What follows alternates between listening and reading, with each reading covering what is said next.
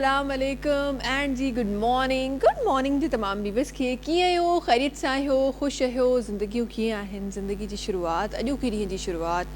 अॼोके ॾींहं में ज़िंदगी जी शुरूआत बेसिकली त कीअं थी आहे असांजी त ॾाढी मुश्किल सां थी आहे कॾहिं कॾहिं ईअं थींदो आहे त जॾहिं तव्हां रेस्टलेस हूंदा आहियो त तव्हां ॾाढो जल्दी टाइम ते उथी वेंदा आहियो कॾहिं कॾहिं तव्हांजो जॾहिं रेस्ट कंप्लीट थी वेंदो आहे त पोइ तव्हांखे ईअं लॻंदो आहे त ज़िंदगी अञा स्लो थी वई आहे अञा मुश्किल आहे उथणु मूंखे लॻे थो अॼु उहा ई फीलिंग थी आहे कल्ह थोरो सो रेस्ट थोरो सो घणो मिली वियो आहे मूंखे तंहिं करे मूंखे अॼु मूंखे वधीक मुश्किल लॻियो त जी अॼु तव्हां मतिलबु रेस्ट खां पोइ जॾहिं तव्हां उथो था न उहा मुंहिंजे ख़्याल में वधीक तकलीफ़ थिए इन अॼु हिकु एक्सपीरियंस खां पोइ मूंखे ईअं लॻो त यार रेस्ट न ई पूरो हुजे त ई बहितर आहे छो त जॾहिं तव्हां हिकु रवानगी में हूंदा न तव्हांजे किथे न बैक ऑफ द माइंड ख़बर हूंदी आहे तव्हांखे उथणो आहे तव्हां अलर्ट हूंदा आहियो पर जेॾी महिल तव्हां बिल्कुलु रिलैक्स थी वेंदा आहियो त रिलैक्सिंग मूड में अची वेंदा आहियो तव्हां मोड में हलिया वेंदा आहियो जंहिंमें तव्हांजी बॉडी तव्हांजो माइंड सभु कुझु हूंदो आहे विच इज़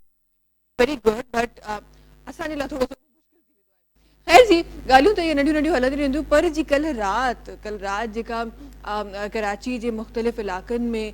कराची जे मुख़्तलिफ़ कुंडनि में जंहिं तरीक़े सां ॾाढो ख़ूबसूरत तरीक़े सां हिकदमि सां जेका बरसाति पई प्रिडिक्शन त हुई पर शाम खां जेको बादल हुआ जेका ठहणु शुरू थिया हुआ ऐं बारिश जेका ठहणु शुरू थी न थी त सभिनी इहो ई सम्झो त जी अॼु बि बारिश जेका आहे उहा किथे को लिक ऐं चुप खेॾी रही आहे ऐं अॼु बि बारिश शायदि न थींदी जेतिरी चई वई आहे पर जी क़िस्मत अल्हम्दुलिल्लाह सभिनी सुठी त मौसम बि ॾाढो सुठो थी वियो हुन बारिश खां पोइ ऐं काफ़ी इलाइक़नि में पाणी बि भरिजी आयो सभिनी खां वॾी ॻाल्हि काफ़ी इलाइक़नि में पर जी अॼु मूंखे नॉर्मली जंहिं तरीक़े सां असांखे निज़ाम नज़र ईंदो आहे उनखां कुझु बहितर नज़र आयो अक्सर ईअं थींदो आहे जॾहिं बि तव्हां राति जो बरसाति थींदी आहे चाहे थोरी छो न थिए त शाहराहुनि ते तव्हांखे ॾाढो पाणी नज़र ईंदो आहे पर अॼु उहे शाहराहूं या उहे जॻहियूं या उहे कुंडूं उहे कॉर्नर्स जेके शायदि हूअं बि हल्के पाणी सां ई किथे को ॾाढो पाणी नज़र ईंदो आहे हल्के पाणी सां बि उते एतिरी तेज़ बारिश खां पोइ बि ड्राई नज़र आया सो इहा हिकु प्लस पॉइंट हो जेको एक्चुअली इहे नंढियूं नंढियूं शयूं मां हमेशह हिन ॻाल्हि ते बिलीव कंदी आहियां त जिथे तव्हां तनक़ीद कयो था उते का चङी शइ ॾिसो त ज़रूरु उहा शामिलु कयो शाहराहुनि ते असांखे ट्रैफिक पुलिस बि नज़र आई जिथे पाणी नज़र आयो उते असांखे ट्रैफिक पुलिस बि नज़र आई निज़ाम खे बहितर कंदे जेका अक्सर सुबुह जो असांखे नज़र कोन ईंदी आहे उहा बि शायदि कंहिं ॿी ड्यूटी ते वेंदी हुजे जी असां सभई ड्यूटी ते निकिरंदा आहियूं पर जी अॼु निज़ाम क़दुरु बहितर नज़र आयो निज़ाम काफ़ी अहिड़ो नज़र आयो जंहिंमें असांखे इहो फील न पियो थियो त जी राति जो अहिड़ो कुझु थियो आहे गॾोगॾु जी काफ़ी सारियूं जेके न्यूज़ अॼुकल्ह असां सभई ॾिसी रहिया आहियूं हर ॿिए ॾींहुं हिकु नई ख़बर हूंदी आहे जेका असांखे नज़र ईंदी आहे कॾहिं मेजॉरिटी जेके न्यूज़ आहिनि उहे अहिड़ियूं हूंदियूं आहिनि जेके तव्हांखे शायदि दिलि ॾुखाईंदे बि नज़र ईंदियूं आहिनि काफ़ी सारियूं अहिड़ियूं न्यूज़ आहिनि जेके तकलीफ़ दे बि नज़र ईंदियूं आहिनि उते नंढियूं नंढियूं अहिड़ियूं ॻाल्हियूं आहिनि जेके तव्हांखे ख़ुशी जी बि हिकु लहर ॾेई वेंदियूं आहिनि उन न्यूज़ जी तरफ़ जॾहिं तव्हां वेंदा आहियो त तव्हांखे ईअं लॻंदो आहे त न यार ज़िंदगी में अञा बि इलाही कुझु आहे जेको करिणो आहे जेको थियणो आहे सो जी अॼुकल्ह जेके न्यूज़ हलनि पियूं त असां वटि जंहिं तरीक़े सां असां वटि शयूं अॻियां अची रहियूं आहिनि कामयाबी जी तरफ़ वञी रहियूं आहिनि उन ई तरीक़े सां न्यूज़ कुझु इहा बि आई आहे त पाकिस्तान में मोर देन 140 कंट्रीज़ अहिड़ियूं आहिनि जिन खे उन्हनि जी जेके वीज़ा प्रोसेसिंग आहे उहा पाकिस्तान ॾाढी ईज़ी करे छॾी आहे उन्हनि खे शायदि ऑन अराइवल बि वीज़ा मिली वञे या विदिन 24 आवर्स जेको ई वीज़ा जो असां वटि कॉन्सेप्ट आहे उहो मिली वञे उन सां काफ़ी शयूं बहितर थींदियूं माण्हुनि जी इन ते बि तनक़ीद आहे त छो कीअं हेॾां होॾां बट मूंखे लॻे थो काफ़ी शयूं ॿियूं बि आहिनि जेके बहितर थींदियूं अगरि त तव्हांखे माण्हुनि खे फ्री हैंड हूंदो पाकिस्तान जी ज़मीन ते अचण जो त सिक्योरिटी इज़ अगेन इशू जेको पाकिस्तान में रहंदड़ लाइ बि आहे पाकिस्तानी पासपोर्ट रखंदड़ लाइ बि आहे त उहो त इशू आहे ई आहे बट जी हिकु शइ जेका प्लस पॉइंट इहा आहे त ॿाहिरियों जेको डॉलर आहे या ॿाहिरियों जेको पाउंड आहे उहो पाकिस्तान में ईंदो सो इहो हिकु प्लस पॉइंट आहे ज़ाहिर ॿाहिरां को बि माण्हू कंहिं कम जे लाइ कंहिं माइट सां मिलण जे लाइ या किथे को विज़िट करण जे लाइ अचे थो ऐं उहो पाकिस्तान में अची पंहिंजी उहा अर्निंग जेका उन हुते कमाई आहे उहा अची पाकिस्तान में ख़र्चु करे थो त इहो सम हाउ पाकिस्तान जे लाइ हिकु फाइनेंशियली हिकु स्ट्रॉन्ग पॉइंट आहे जेको असांखे नज़र ईंदो सो इहा हिकु सुठी शइ आहे जेका थी आहे ऐं असांखे उमेदु आहे त ईअं ई खोड़ सारियूं सुठियूं शयूं हुजनि जेके असांखे रोज़ु ॿुधण में अचनि जेके हिन मुश्किल जेको वक़्तु आहे उनखे शायदि किथे वञी किथे को कवर करे सघनि बिकॉज़ मूंखे ईअं लॻंदो आहे त असां उहा क़ौम आहियूं 10 बुरियूं ॻाल्हियूं ॿुधण खां पोइ जॾहिं का हिकिड़ी ॻाल्हि असां सुठी ॿुधंदा आहियूं न त उहे बुरी ॻाल्हि जो जेको असरु आहे उहो काफ़ी हद ताईं घटि थी वेंदो आहे सो जी अहिड़ियूं दुआ कयो त अहिड़ियूं न्यूज़ रोज़ असांखे ॿुधण में अचनि रोज़ पाकिस्तान जी बहितरी जे लाइ तव्हांजी ऐं मुंहिंजी बहितरी जे लाइ नयूं शयूं हुजनि जेके साम्हूं अचनि अच्छा जी असां वधणु चाहियूं त पंहिंजे प्रोग्राम जी तरफ़ ऐं असांजा प्रोग्राम में जेके ॿिया साथी आहिनि उन्हनि सां तव्हांजी मुलाक़ात करणु चाहियूं था हाशिम भाई सां गॾु हूंदा आहिनि अस्सलाम वालेकुम हाशिम भाई कीअं आहियो ठीकु आहियो ख़ुशि आहियो मूंखे लॻे थो हाशिम भाई तव्हांजो बि आराम घणो पूरो थी वियो आहे न अॼु चहिरो ॿुधाए रहियो आहे त घणो आराम थी वियो आहे छा थियो हाशिम भाई ख़ैर वधीक निंड थी वई आहे वधीक निंड थी वई आहे असां उन क़ौम मां आहियूं जेके बसि घटि निंड में ई असां ख़ुशि हूंदा आहियूं न हाशिम भाई असां उन क़ौम मां आहियूं जेके तकलीफ़ में हूंदा आहियूं त पोइ असां सुठो परफॉर्म कंदा आहियूं वाक़ई जॾहिं ज़्यादा सुम्ही पवंदो आहे माण्हू वरी अञा सुस्त थी पवंदो आहे बिल्कुलु सो अॼु खां पोइ असां वर्किंग डे ते बिल्कुलु निंड पूरी न कंदासीं असां घटि निंड में आहियूं अच्छा जी महिमान जी तरफ़ वञूं था असां गॾु जेके महिमान तशरीफ़ फरमा आहिनि अॼु शुरूआति जितां करणु चाहियां थी काफ़ी अरसे खां पोइ मुलाक़ात थी आहे हिननि सां ऐं काफ़ी ख़ूबसूरत कमु पाकिस्तान में सिंध में करे रहियूं आहिनि उहो कल्चर जेको तव्हांजो ऐं मुंहिंजो आहे जेको सिंध जो कल्चर आहे जेको असां ॾाढो फ़ख़्र सां पाण सां गॾु खणी हलंदा आहियूं ऐं हाणे त मूंखे लॻे थो कल्चर ईअं इन्वॉल्व आहे नंढियुनि नंढियुनि शयुनि में असांजो कल्चर झलकंदो आहे ऐं इन रंग जो इंतज़ारु शायदि काफ़ी अरसे खां माण्हुनि करे रहिया हुआ त तव्हां कल्चर खे ईअं इस्तेमालु कयो या ईअं तव्हां उनखे अपनायो जो तव्हांजी ज़िंदगी जो हिसो थी वञे सो हाणे मूंखे लॻे थो कल्चरल जेके असांजूं शयूं आहिनि चाहे हुन में कपिड़ा हुजनि चाहे हुन में डेकोरेशन पीसिस हुजनि सो एंड सो उहो तव्हांजी ज़िंदगी में ईअं शुमार थी वियो आहे जेको तव्हांखे स्पेसिफिकली वञी कोन कल्चरल शॉप त तव्हांखे वठिणो थो पए उहो तव्हांजो ज़िंदगी जो हिसो आहे ऐं इहा ई हिकु कल्चर जे ज़िंदा हुजण जो सबूत हूंदो आहे असां गॾु हिकु ॾाढी ज़बरदस्त ड्रेस डिज़ाइनर जेका आहे उहा असां गॾु तशरीफ़ फरमा आहे जेका फैशन डिज़ाइनर आहिनि ऐं जेका कल्चर ते कमु कंदियूं आहिनि कल्चर जे आउटफिट्स ते कमु कंदियूं आहिनि ऐं हिकु जेको फ्यूजन जो हिकिड़ो ट्रेंड असां वटि आयो आहे उनखे कल्चरल अंदाज़ में प्रमोट कंदियूं आहिनि अतिया इस्माइल साहिबा सां गॾु तशरीफ़ फरमा आहिनि अस्सलाम वालेकुम वालेकुम अस्सलाम बिल्कुलु अल्हम्दुलिल्लाह सब ठीक ठाक बिल्कुलु परफेक्ट हा बिल्कुलु तव्हां अवल ई इहो सॼो कुझु ॿुधाए छॾियो सभिनी जी सिचुएशन साॻी आहे जेका तव्हां चओ था त जेकॾहिं लेज़ी माण्हू थिए थो त वधीक लेज़ी थो थी वञे एक्टिव आहे त पोइ उहो कमु थींदो वञे थो ऐं जॾहिं कंटिन्यूटी हलंदी आहे न त पोइ कम जी परफॉर्मेंस बि सुठी हूंदी आहे सो बसि हले थो पियो जीअं तव्हांजो तीअं असांजो हले थो पियो राति जेको मौसम ख़ुशगवार थियो आहे उहो उन टाइम ते अतिया साहिबा किथे हुयूं ऐं उहो कहिड़ो मूड हो जेको चेंज थियो न उहो इन करे जो मुसलसल जेका शदीद गर्मी हुई ओवरऑल सॼे पाकिस्तान में हुई कोई हिकु जाइ ते न अवल कराची जो मौसम ॿियो हूंदो हुयो त ॿियनि शहरनि जो ॿियो हूंदो हाणे सभिनी जो इक्वल थी वियो आहे सो उहा ई आहे त तव्हां जीअं चयो त इलाही ख़बरुनि ख़राबु ख़बरुनि खां पोइ हिकिड़ी सुठी ख़बर अचे त पोइ उहा वरी हीअ त वरी सभिनी जे लाइ सुठी ख़बर हुई ऐं सच में राति जी मींहं खां पोइ न त जेको उबस हुयो जेका गर्मी हुई शदीद उहा माण्हुनि जे दिमाग़नि ताईं जेका न रिलैक्स थी पहुती आहे जॾहिं मौसम बहितर थी आहे अल्हम्दुलिल्लाह अॼु हिकु ॿी महिमान आहिनि थोरो सो उन्हनि जी तरफ़ बि मां वञणु चाहियां थी उन्हनि जो तारीफ़ पंहिंजे प्रोग्राम में रखणु चाहियां थी हीअ बि ॾाढी ख़ूबसूरती सां कमु करे रहियूं आहिनि अॼु थोरो सो असां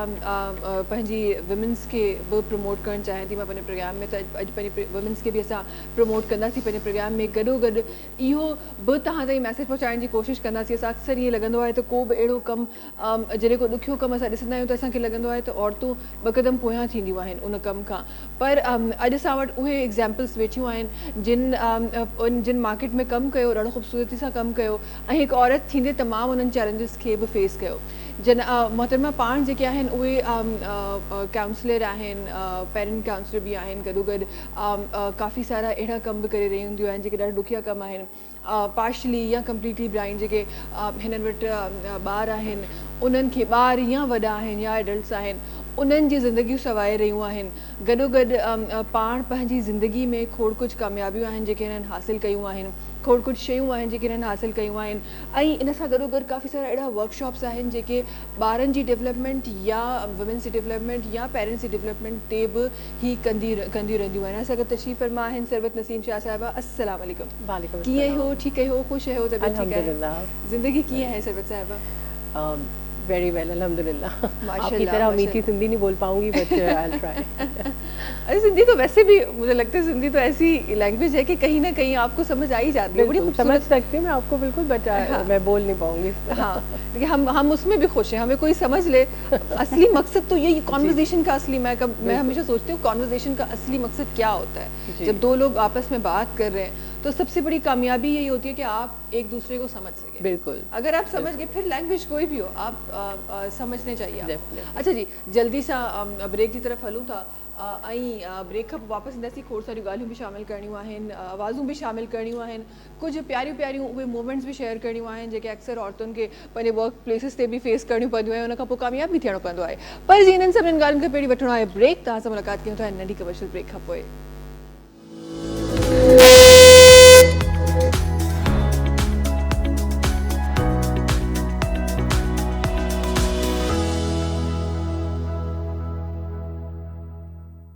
जी वेलकम बैक। अच्छा जी,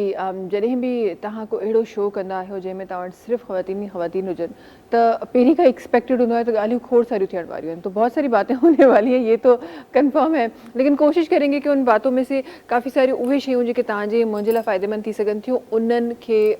शामिल कयूं। सिर्फ साहिबा आपसे स्टार्ट करना चाहूँगी और ज़रा सा मैं जानना चाहती हूँ आपसे कि माशाल्लाह से इतना कुछ, सबसे पहले तो मैं एक एम्पावर्ड वुमेन इस वक्त मुझे नज़र आ रही है, तो ज़रा सा मैं उसका जो इमेज है वो अपने व्यूवर्स तक पहुंचाना चाहती हूँ। इतनी खूबसूरती से, इतने सालों से, इतने अरसे से माशाल्लाह। और ऐसा नहीं है कि सिर्फ आपने सिर्फ जॉब की, आपने अपनी पर्सनल लाइफ को भी बहुत अच्छे से मेंटेन किया। तो ज़रा सा पहले तो इस एम्पावर्ड वुमेन की मैं ज़रा सा वो लाइफ स्ट्रक्चर देखना चाहती हूँ कि किस तरह का है। जी, थैंक यू वेरी मच इतनी जनरस प्रेज़ के लिए। असल में देखिए, जो मैं अपनी कामयाबी का जो रास्ता समझती हूँ, मैं आई एम अ मल्टीटास्कर, ये तो मुझे पता है, लेकिन मैं ये समझती हूँ कि जो सेल्फ डिस्कवरी होती है ना, अपनी जो क्वालिटीज़ हैं उसको पहचानना, ये बहुत ज़रूरी होता है। जैसे मैं जब मल्टीटास्किंग करती थी, पहले भी मैं बचपन से ही थोड़े ट्रेड्स आपके नज़र आना शुरू हो जाते हैं, तो मैं बहुत सारी चीज़ों में एक साथ इन्वॉल्व होती थी। तो आप पेरेंट्स आमतौर पर क्या कहते हैं, पढ़ाई पर फोकस करो, ये काम मत करो, ये डिस्ट्रैक्शन है, लेकिन मुझे वो चीज़ें काम नहीं लगती थी, या उनसे मेरा कोई भी पढ़ाई मेरी डिस्टर्ब नहीं होती थी। तो जब मैंने बाद में जाके रिफ्लेक्ट किया अपनी इस चीज़ पे, तो वो मेरा स्टाइल वही है काम करने का। मैं एक चीज़ से जल्दी बोर हो जाती हूँ। तो जैसे अगर मैं अपने हस्बैंड को देखूँ तो वो एक काम कर सकते हैं, वो या फ़ोन पे बात कर सकते हैं, या वो टीवी देख सकते हैं, या वो बच्चों से बात कर सकते हैं। मैं एक टाइम पे 2-3 काम कर सकती हूँ। तो बात ये होती है कि कोई अच्छा बुरा सही गलत नहीं होता, बस अपने आप को पहचानने की ज़रूरत होती है कि आपको पता हो कि मेरे लिए बेहतरीन जो सोल्यूशन है वो क्या है,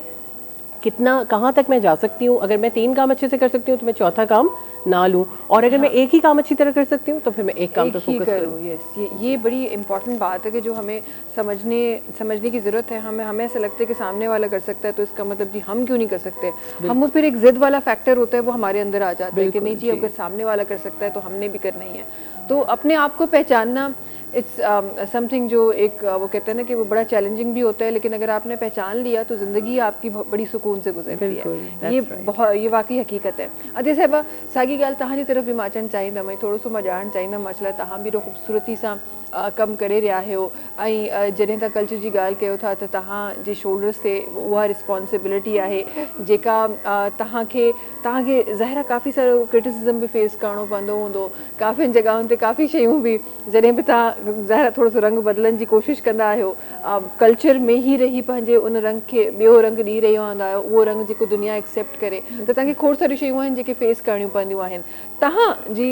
थोरो सो उहो कामयाबी जो जेको चवंदा आहिनि न राज़ चइजे, या उहा बैकबोन चइजे जेका तव्हांखे मोटिवेट कंदी आहे, उहो कीअं आहे? हाँ, बिल्कुलु सही था चओ। शुरू में जॾहिं कमु कयो त मतिलबु हिकिड़ी औरत हूअं त खोड़ कम आहिनि, घर जूं ज़िम्मेदारियूं, औलाद जी सॼी सभु कुझु, पर जॾहिं शुरू में कमु कयो त माण्हुनि मतिलबु एज़ अ डिज़ाइनर जेका शइ आहे न उहा हज़म न थी। चई हा कपिड़ा विकिणंदी आहे। पोइ असां जॾहिं नंढा हूंदा हुआसीं त हिकिड़ा पठाण गंढियूं खणी ईंदा हुया साइकिलुनि ते, उन्हनि खे त पोइ हिकिड़ो कॉन्सेप्ट वेहिजी वियो त कपिड़ा विकिणंदी आहे, मतिलबु हिकिड़ी जेका क्रिएटिविटी जेका शइ हूंदी आहे उहा शो न पई थिए। पोइ उन खां पोइ उहा शइ जेका बार बार मां हुन जो ज़िक्र कयो आहे त असां हिकिड़ो कल्चर आहे जेको ॻोठाणनि ताईं महदूदु हुयो, वॾनि बुज़ुर्गनि ताईं, वॾी औरतुनि ताईं महदूदु हुयो, नंढा ॿार न पाईंदा हुया। यंग छोकिरियूं जीअं तव्हांजी एज जूं इहे थोरो न अवॉइड कंदियूं त न इहो पुराणो केरु पाए हीअ डिज़ाइनिंग करे उहा कोशिशि कई त तव्हां ताईं उहा मां पहुचाई आहिस्ते आहिस्ते आहिस्ते स्पेशली तव्हांजे चैनल्स जे थ्रू सोशल मीडिया जे थ्रू जेका उहा शइ न माण्हुनि खे सम्झ में आई त न हे कपिड़ा न विकिणंदी आहे हीअ हिकिड़ी शइ क्रिएट थी करे पई डिज़ाइन थी ॾिए पई ऐं उहा शइ जेका आहे न तमामु घणे अरसे खां पोइ उहा शइ माण्हुनि खे सम्झ में आई त हीअ हिकिड़ी क्रिएशन हूंदी आहे तव्हां पंहिंजे कल्चर खे नई लुक ॾियो था ॻोठनि मां ऐं हिकिड़ा जेके टिपिकल माण्हू जेके पाईंदा हुया उन्हनि मां कढी नई जनरेशन ताईं आणणु तमामु मुश्किल ॻाल्हि हुई जेका उहा तमामु घणे अरसे खां पोइ उन्हीअ जो मूंखे मिलियो हिकिड़ो अवार्ड बि मिलियो हिकिड़ो माण्हुनि एक्सेप्ट बि कयो उन शइ खे ऐं हाणे त उहा शइ जेका आहे आम थी वई आहे बिल्कुलु बिल्कुलु सही ॻाल्हि आहे अच्छा उन सां गॾोगॾु जॾहिं बि जीअं मां पहिरीं अर्ज़ु कयो त तव्हां जॾहिं बि पंहिंजे हिकु जेका न रिवायती शइ हूंदी आहे उनखे जॾहिं बि तव्हां तब्दील करण जी कोशिशि कंदा आहियो त काफ़ियुनि जॻहियुनि ते तव्हांखे सुठी मोट बि मिलंदी आहे त यार ॾाढी ज़बरदस्त कमु कयो आहे ऐं काफ़ी जॻहियुनि ते माण्हुनि जे लाइ माज़त सां पर उहे माण्हू जेके पंहिंजे पाण खे कल्चर जा मुहाफ़िज़ सॾाईंदा आहिनि उन्हनि जी तरफ़ां तव्हांखे काफ़ी सारा नेगेटिव कॉमेंट्स बि मिलंदा आहिनि त जी हे त असांजो कल्चर न आहे हीअं त न आहे हूअं त न आहे असांजो कल्चर केॾांहुं वञी रहियो आहे छा अहिड़ा माण्हू फेस करणा पिया बिल्कुलु इहे 2-3 साल मुसलसल इहा शइ त तव्हां कल्चर सां जेका आहे न हथ चुरान था कयो तव्हां इहा शइ न जीअं एज़ इट इज़ आहे उहा शइ तव्हां माण्हुनि ताईं छो नथा आणियो तव्हां मतिलबु मिक्सअप छो था कयो इहा ॻाल्हि माण्हुनि जे दिमाग़ में तमामु देरि सां आई पर हाणे वरी इहो आहे त उहे ब्रेंड बि उहा साॻी शइ कनि था टच ॾियनि था पिया थोरी शइ कनि था असां जे लाइ इहो कमु थोरो आसान थींदो थो वञे अच्छा डे बाय डे उहा शइ जेका ईज़ी थींदी थी वञे जेका पहिरियां ॾाढी मुश्किल हुई हाणे तव्हां जहिड़ा जेकॾहिं हेवी शइ असां ठाहियूं था जंहिंखे घणी महिनत थी करणी पवे तव्हां जहिड़ा जेका जनरेशन आहे उहा चवे थी त न हल्की हुजे क्वालिटी वारी हुजे त इहा शइ उन्हनि खां पोइ जेकॾहिं असां नंढी थोरी टच था ॾियूं पिया वधीक मॉडर्न ठाहियूं था त चवनि था न इहो त तव्हां जेको आहे या सही त कोन था कयो पिया हेतिरी न मामूली शइ तव्हां उन्हनि खे करे उनखे कल्चर ड्रेस कीअं था ठाहे सघो अच्छा हाणे त वेस्टर्न ड्रेस में बि उहा टच अची थी वञे नंढियूं शर्ट्स जीन्स ते पायूं था स्लीवलेस पाइनि थियूं कोटियूं पाइनि थियूं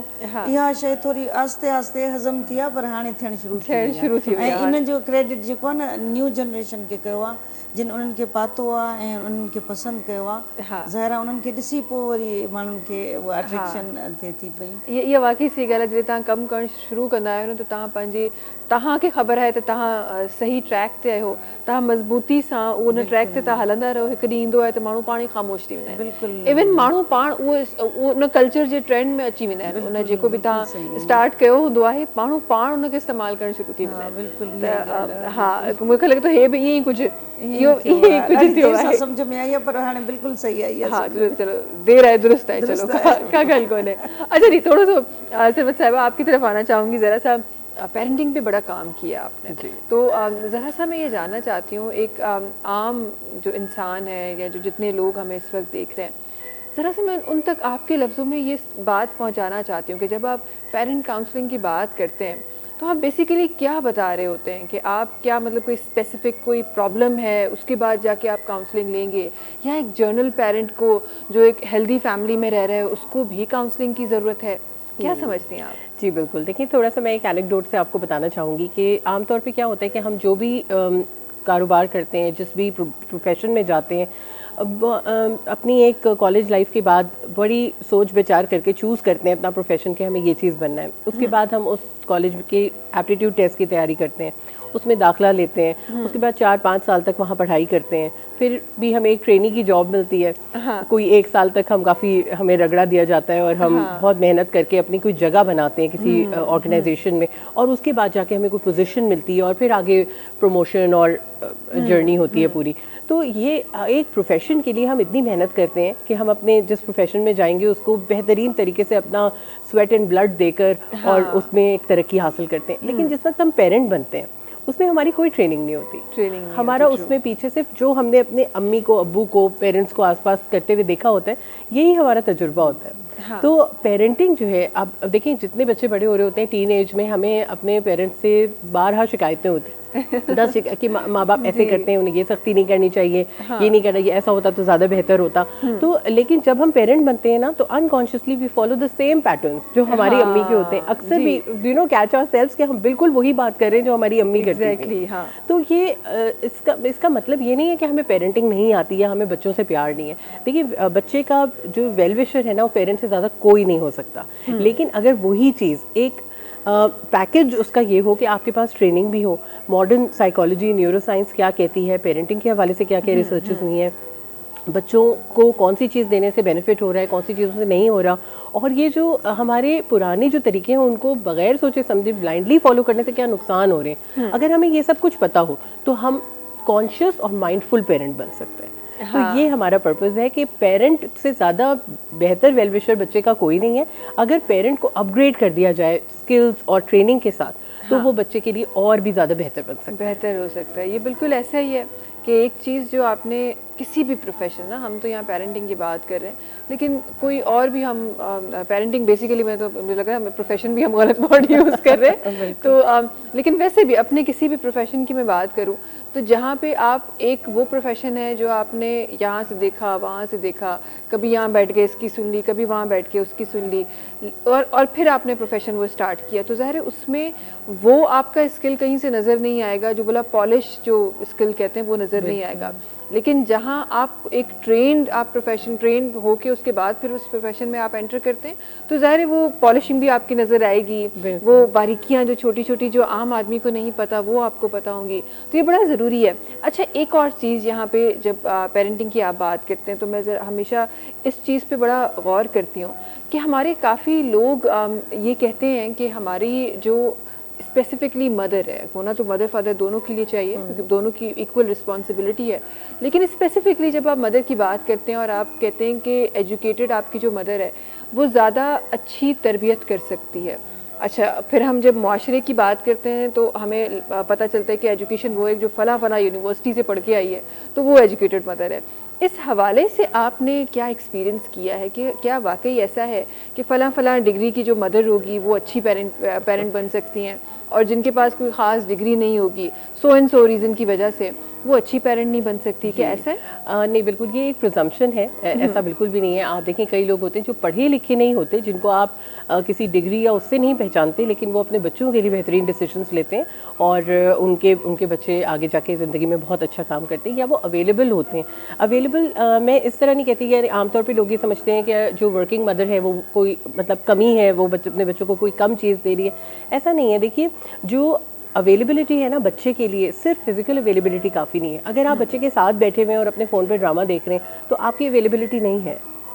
तो अवेलेबिलिटी फिजिकल, मेंटल, इमोशनल, हर तरह की अवेलेबिलिटी पेरेंट की होना ज़रूरी है, जो भी पेरेंट अवेलेबल है घर में, चाहे फादर हो चाहे मदर हो। देखिए ये भी एक जो कॉन्जुगल रोल्स हैं इसके ऊपर भी बहुत ज़्यादा डिबेट होती है, और बहुत घरों में लड़ाई का बायस यही होता है कि जब तक पेरेंट्स के दरमियान हार्मनी ना हो तो बच्चों की मेंटल हेल्थ अच्छी हो ही नहीं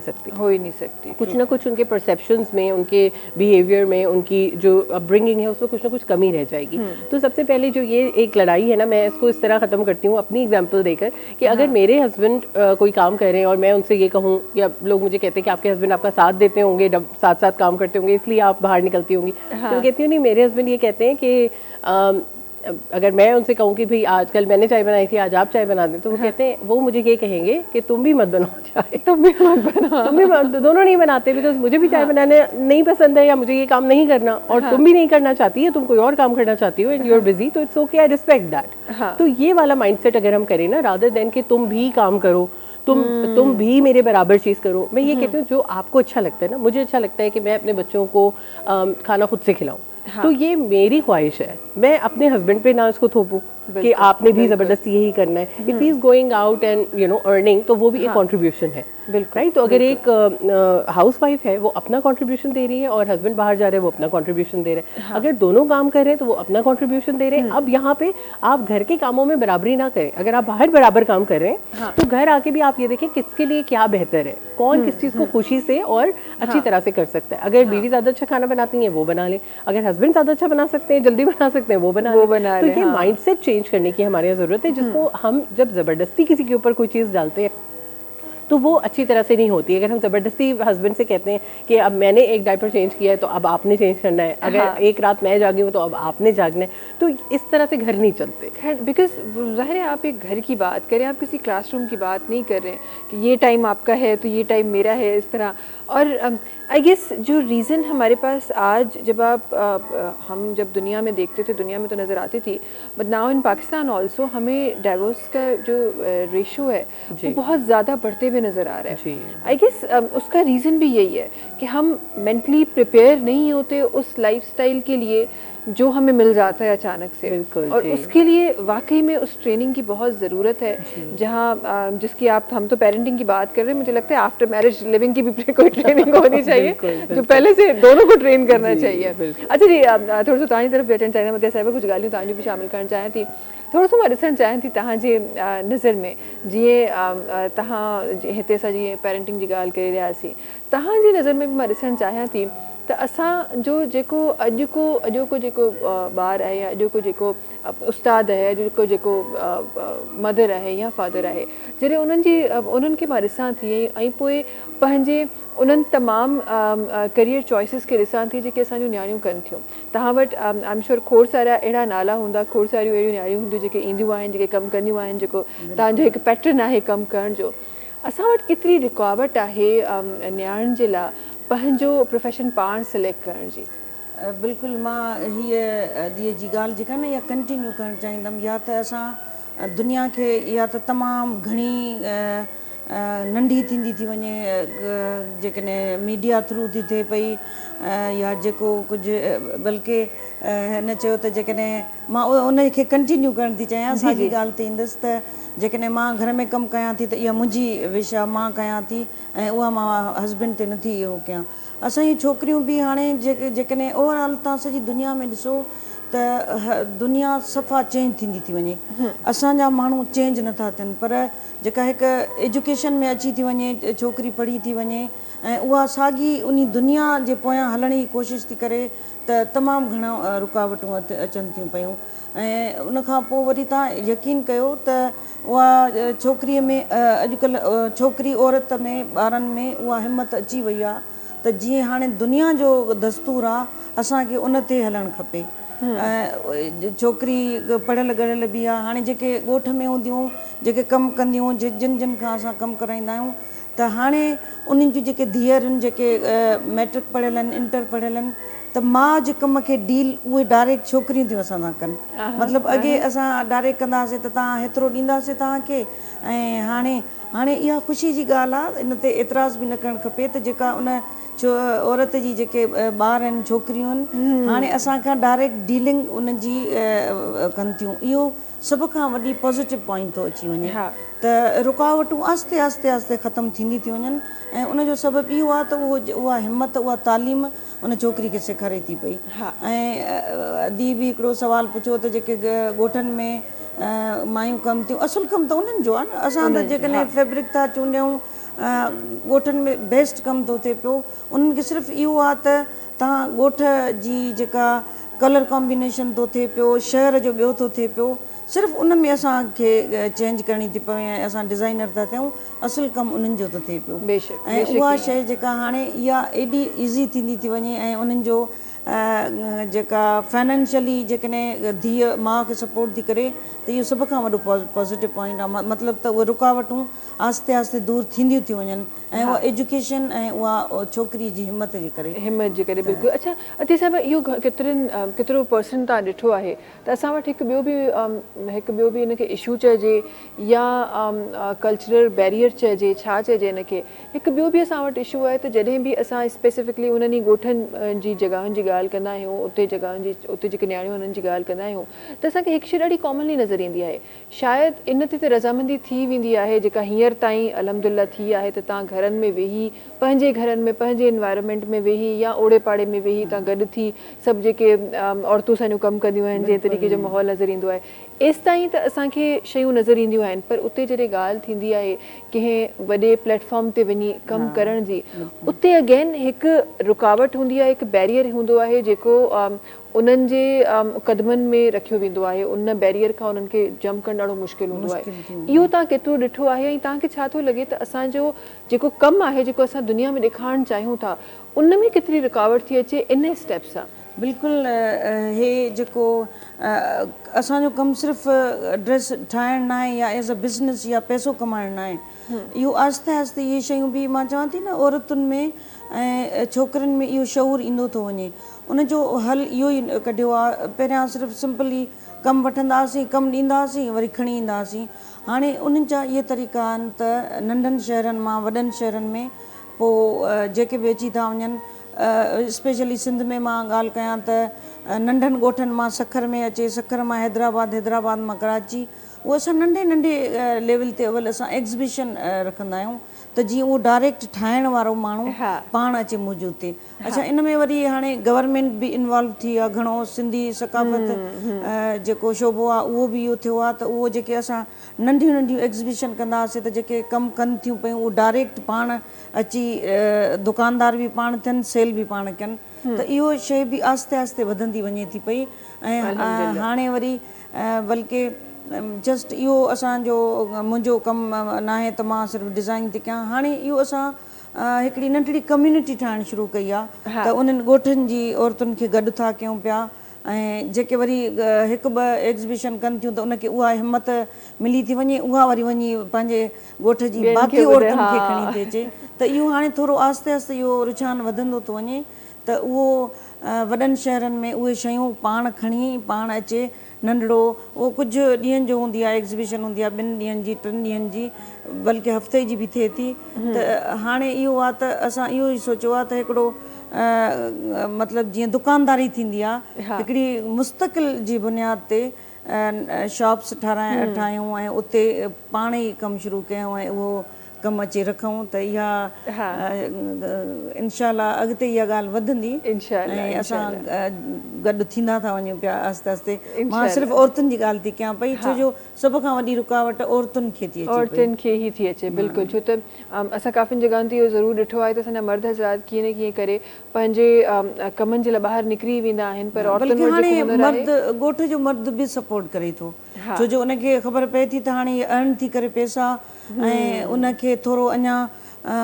ईज़ी वे ॾियूं त ज़ाहिर आहे उनजी भरजली थींदी। त इहा ॾिठी आहे पॉज़िटिविटी थोरी अचणु शुरू थी वई आहे त हाणे ॻोठ जो मर्द बि सपोर्ट करे थो पंहिंजे घर जी औरतुनि खे। बिल्कुलु, इहो हिकु पॉज़िटिव साइड आहे जेको असांखे नज़र अची रहियो आहे। ऐं इहो हिन वक़्तु हेतिरो नज़र आयो आहे, ईंदड़ वक़्त में अञा बि मज़ीद सुठे तरीक़े सां असांजूं औरतूं कमु कंदे नज़र ईंदियूं। अच्छा जी, ॻाल्हियूं त खोड़ सारियूं असां करे रहिया आहियूं, पर छो न कुझु हाशिम भाई जो आवाज़ बि प्रोग्राम में शामिलु कयूं। हाशिम भाई, कुझु अधूरोपन लॻे पियो, छा ख़्यालु आहे, कुझु शामिलु कजे असांजे नाज़रीन जे लाइ, असां सभिनी जे लाइ? बिल्कुलु जी।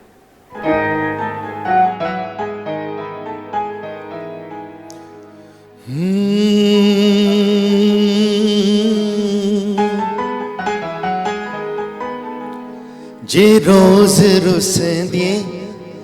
तो पोइ मेणा मिलंदा, हाय मेणा मिलंदा, ओड़े पाड़े वारा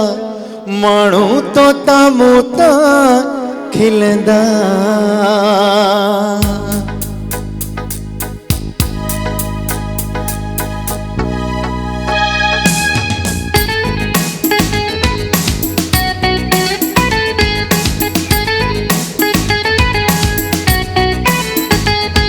जे रोज़ रुसंदी,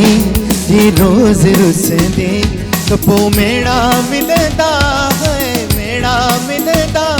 ओड़े पाड़े वारा माण्हू तोता मोता खिलंदा, ओड़े पाड़े वारा माण्हू तोता मोता खिलंदा। जे रोज़ रुसंदी, जे रोज़ रुसंदी।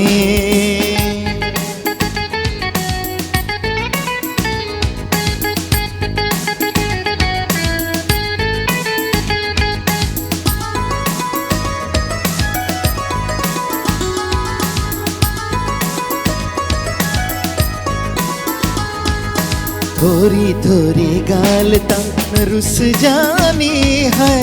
रुस जानी। थोड़ी थोड़ी गाल तक, थोड़ी थोड़ी गाल तक रुस जानी है, रुस जानी। तुझी नौकरी भी सजी जिंदगानी, तुझी नौकरी भी सजी जिंदगानी। जे रोज रुस दी, जे रोज रुस दी।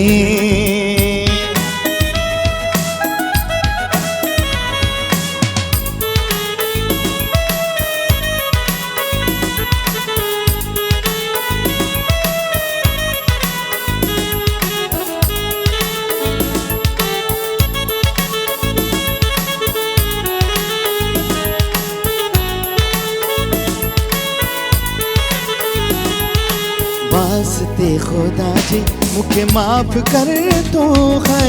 माफ कर तो। वास्ते खुदा जी, हाँ वास्ते खुदा जी मुझे माफ कर तो है, माफ कर तो। कट मेर दिल माँ, दिल साफ कर तू। कट मेर दिल माँ, दिल साफ कर तू। जे रोज रुस दी, जे रोज रुस दी। तो पो मेड़ा मिलदा है, मेड़ा मिलदा। थोड़े पाड़े वारा माण्हू तो तमुता खिलंदा, थोड़े पाड़े वारा माण्हू तो तमुता खिलंदा। थोड़े पाड़े वारा माण्हू तो तमुता खिलंदा, थोड़े पाड़े वारा माण्हू। ही म्यूज़िक मूंखे लॻे थो ज़िंदगी जो उहो फैक्टर आहे जेको तव्हांजे तव्हां कंहिं बि जॻह ते हुजो, तव्हां कंहिं बि को बि कमु कंदा हुजो, तव्हांखे उहो किथे न किथे अगरि तव्हांजी ज़रूरत पवंदी आहे तव्हांखे किथे न किथे ज़रूरु बूस्टअप कंदो। तो म्यूज़िक ज़िंदगी जो अहिड़ो फैक्टर आहे। यहाँ तक पता नहीं कितना पहुंचा, पूरी तरह पहुंचा, पूरी तरह पहुंच गया, ठीक है। वरना हम और अच्छे तरीके से पहुंचाएंगे अब, ठीक है हाशिम भाई, और अच्छे से और घोट के पहुंचाएंगे हम म्यूज़िक को। वक्त आहे ब्रेक जो, तव्हां सां मुलाक़ात कयूं था हिन ब्रेक खां पोइ।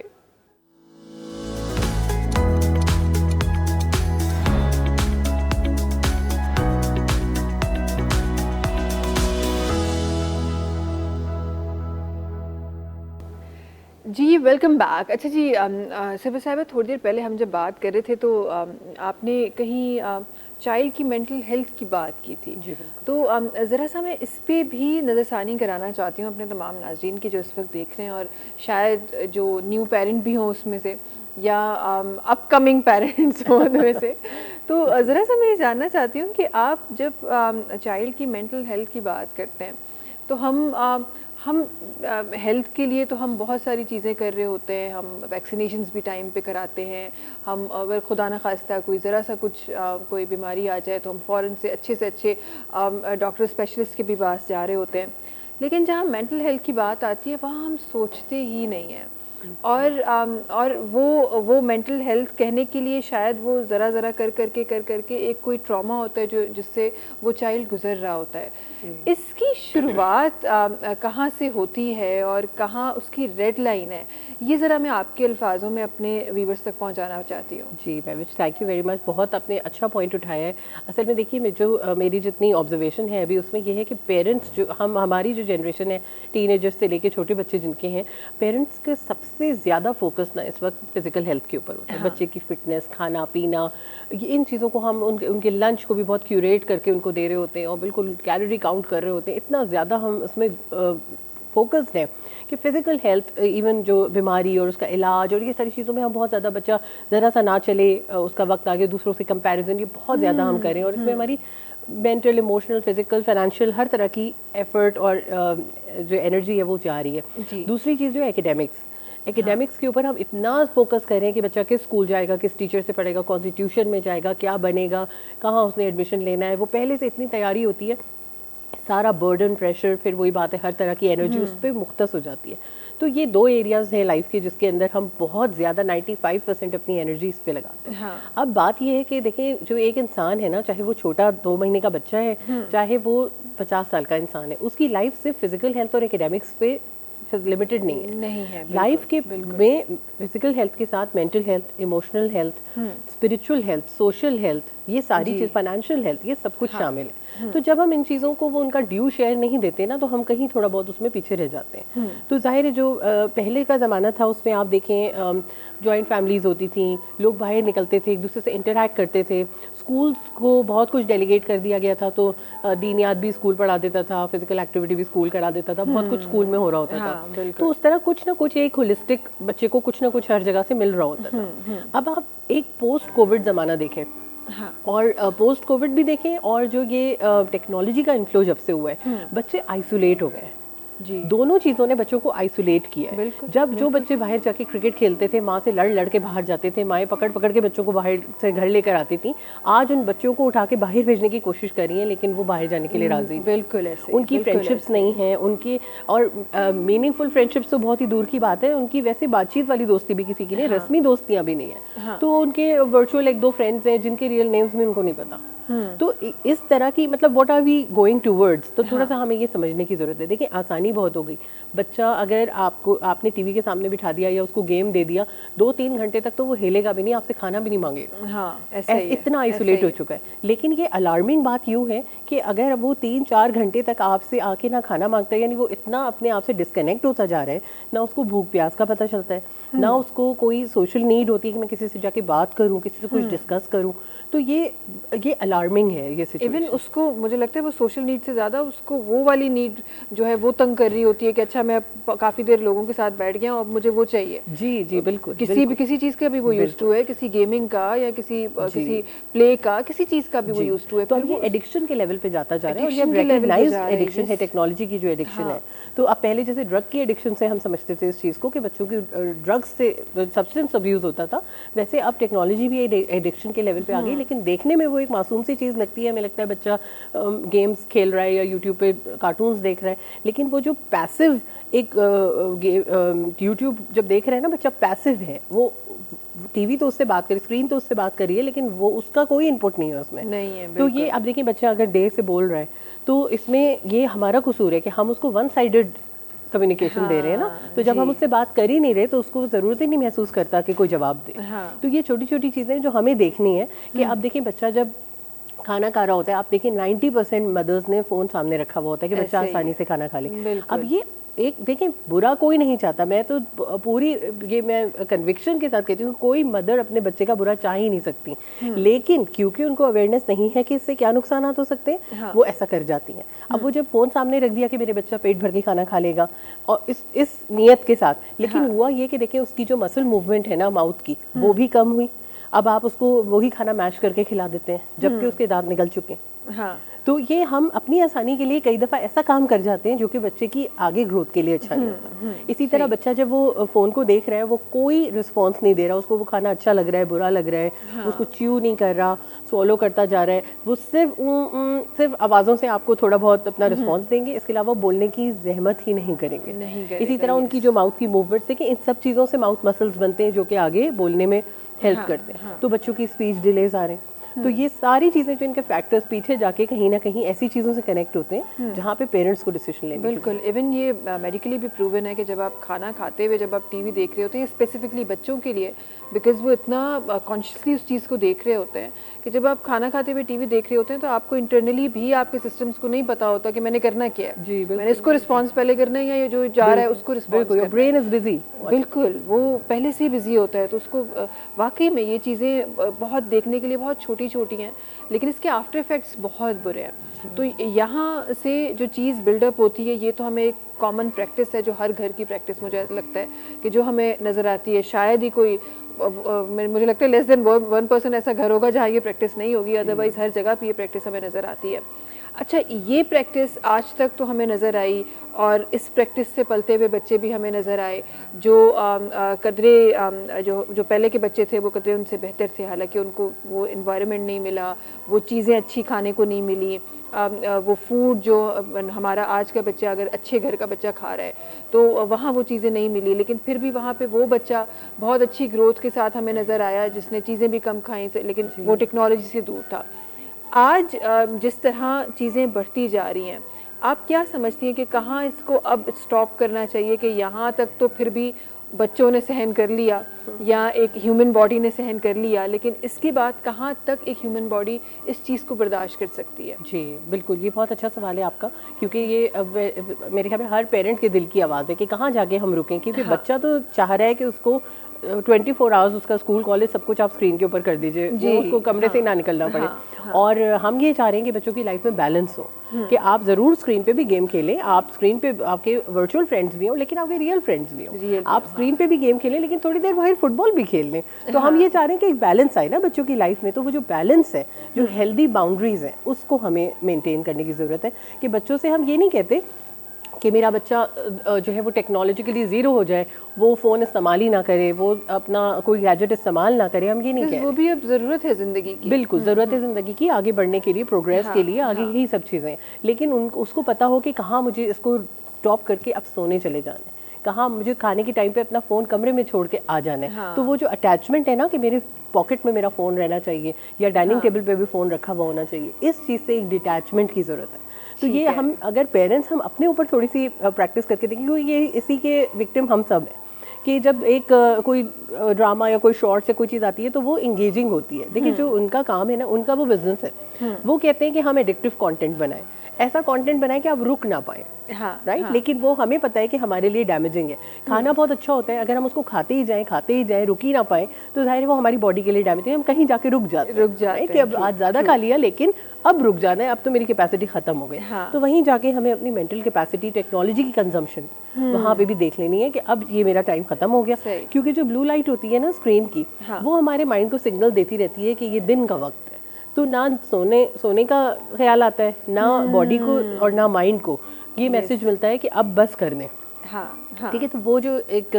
आपको जो मैसेज मिलता है उसके अंदर से एडिक्टिव के कीप ऑन गोइंग, देखते ही जाओ, खेलते ही जाओ। तो वो हम तो नहीं, हम बड़े भी कर जाते हैं, सीजन लगाते हैं पूरी रात में कि आज ही खत्म करना है इसको। तो अगर हम नहीं रुक पा रहे तो बच्चा तो वो बेचारा मासूम है, उसको तो नहीं पता क्या हो रहा है। तो लिमिटेशंस आपको करनी पड़ेंगी सेट के, इसका यही टाइम होना चाहिए और इससे ज़्यादा ठीक है ओकेजनली हो जाता है, लेकिन अदरवाइज आपको प्रॉपर लिमिटेशंस क्रिएट करनी पड़ेंगी अगर आपको आइंदा बुरे वक्त से बचना है तो। अच्छा इनसा करूँ कि जॾहिं तव्हां टेक्नोलॉजी जो हिन तरफ़ इहो इस्तेमालु ॾिसो था, उते ई टेक्नोलॉजी जा ॿिया खोड़ सारा अहिड़ा इस्तेमाल आहिनि जेके अगर असां न कयूं त असां पोयां आहियूं। हिते त असां वो लिमिट पिया क्रिएट कयूं त हेतिरी लिमिट असांखे ॾियणी आहे, पर अगर अहिड़ा इस्तेमाल बि असांखे आहिनि जेके अगर असां उनखे पंहिंजे उन बॉक्स में बंदि कंदासीं त शायदि असां पोयां रहिजी वेंदासीं। जंहिंमें असां वटि ई कॉमर्स आहे, उहो बिज़नेस जेको असांखे दुनिया में नज़र थो अचे, असांखे दुनिया में तमामु माण्हू असांखे अॼु फ़ोन ते बिज़नेसिस कंदे नज़र था अचनि। अजय साहिब तव्हांजो उहो वर्चुअल बिज़नेस थोरो सो मां उन ते बि नज़र विझणु चाहियां थी। उहे असां ताईं त बसि ख़ूबसूरत पिक्चर्स ई पहुचंदियूं आहिनि, पर उनजे पोयां बैकग्राउंड जी जेका स्टोरी आहे थोरो सो उहो ॼाणणु चाहियां थी, केतिरो हेल्प आउट कंदो आहे स्टॉल्स या एग्ज़िबिशन्स, इहे सभु त थी रहियूं आहिनि, पर हिकु वर्चुअल बिज़नेस केतिरो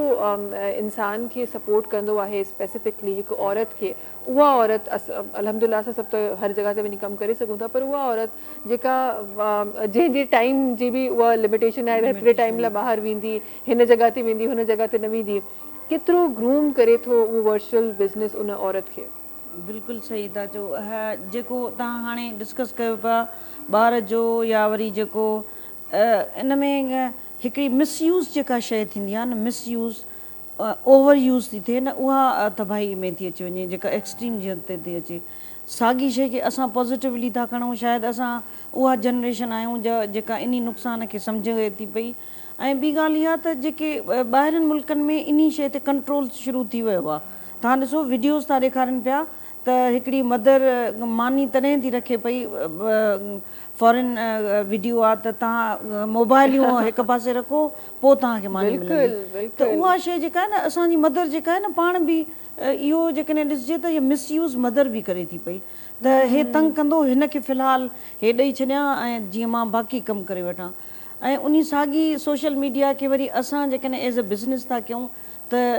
वॾे फ़ाइदे जी थी थिए पई, छो जो ऑनलाइन थी थिए पई। ऑनलाइन जो पहिरियां बुटीक हूंदो, शॉप हूंदो, उनखां पोइ एग्ज़िबिशन बि जेकॾहिं कयूं था त उहो बि वॾो दर्द सर अथव, हिकिड़ो मुस्तक़िल माना कंटिन्यू हिकिड़ी ड्यूटी थी वञे। ऑनलाइन जेका शइ थी थिए उहा आराम सां थी थिए, कस्टमर जेको आहे घर वेठे उनखे उहा शइ मिले थी पई। त त इन खे पॉज़िटिवली जेकॾहिं ॾिठो वञे त असांजी सची ॻाल्हि आहे त ऑनलाइन जेका बिज़नेस आहे उहा सोशल मीडिया थ्रू थी आहे उन में चैनल्स हुजनि सोशल मीडिया में सभु कुझु अची थो वञे पियो त उन में असांजे लाइ त वॾो फ़ाइदो थियो आहे पर उहा फ़ाइदे इहो माण्हू ध्यानु रखे त जेका फ़ाइदे वारी शइ आहे तव्हां उनखे मिसयूज़ बि कयो तॾहिं बि उहो फ़ाइदो थो थिए पियो छो जो हाणे एॾी ईज़ी ॻाल्हि थी वई आहे जो हिकिड़ो कस्टमर्स अमेरिका में वेठो आहे उहा मोबाइल थ्रू पंहिंजी डिज़ाइन सम्झाए थो त हे तव्हां हिते कयो हे कलर हिते कयो त उहा शइ ॾिसो फ़ाइदेमंद थी वञे पर हिकु इलाही शयुनि ते कंट्रोल जेकॾहिं को चाहे त करे बि सघे थो त इहा असां स्पेशली असांजे मुल्कनि में असांजे माशरे में न इहा शइ ॾाढी मिसयूज़ थी थिए पई जेका उनजो विक्टम सभ खां वधीक उहो नई जनरेशन ऐं ॿार थो थिए पियो पैरालाइज़ थो थी वञे हिकु जाइ ते वेठो आहे बसि उनखे बिल्कुलु सही थी चए अॼु त उनखे टेस्ट जी ख़बर ई नथी पए त जेको अंदरि थो वञे पियो मां रिलैक्स आहे त हा बसि हिन जो पेट भरिजी वियो इहा शइ जेका आहे न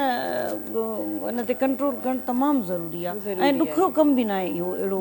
मुश्किल न आहे असल में असां शॉर्टकट जा आदी थी विया आहियूं शॉर्टकट उहो ई थो नज़र अचे वो जेको पुराने ज़माने में हिकु फीडिंग मेथड हूंदो न त मदर्स पीछे भागती थी बच्चों के और वो बड़ी खूबसूरत वीडियोस होती हैं अब तो ढूंढनी पड़ेंगी ऐसी मदर्स जो पीछे भाग भाग मदर्स भी ढूंढनी पड़ेंगी ऐसी हमारी मदर्स भी कमजोर हो गई है ना पहले हमारी जो मदर्स होती थी वो कितनी आजकल देखा जाए तो कोई वेट नहीं उठा सकता कि डॉक्टर ने कहा जी वेट नहीं उठाना फिर बोन्स का मसला फिर डिफरेंट चीजें हमारी मदर्स को फेस करनी पड़ती हैं पहले जो हमारी पहले तो जब फुल डेज आते थे तो कहते थे उठे काम करें वजन उठाएं ये करें ऊपर नीचे मतलब जेका फिजिकली एक्टिविटी हूंदी उहा एज अ मदर प्रेगनेंसी में भी असांखे तमामु घणो इहो चयो वेंदो त वेहो न घुमो हेॾे होॾे कयो ज़ाहिरा ऑपरेशन खां बची वेंदो इहो हाणे त उहा शइ अर्ली